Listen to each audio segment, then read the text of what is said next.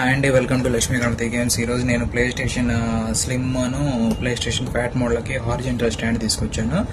మనం play station ని horizontal గా పెట్టడానికి మనకి దీనికి వచ్చేటప్పటికి కొద్దిగా పర్లేదు, స్టాండ్ బాగానే ఇస్తాడు కంపెనీ వాడు.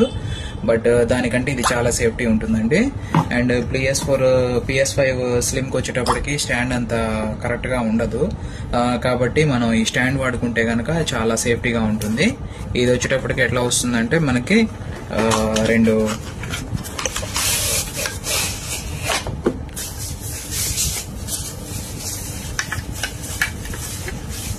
ఇది ఇట్లా వస్తుందండి.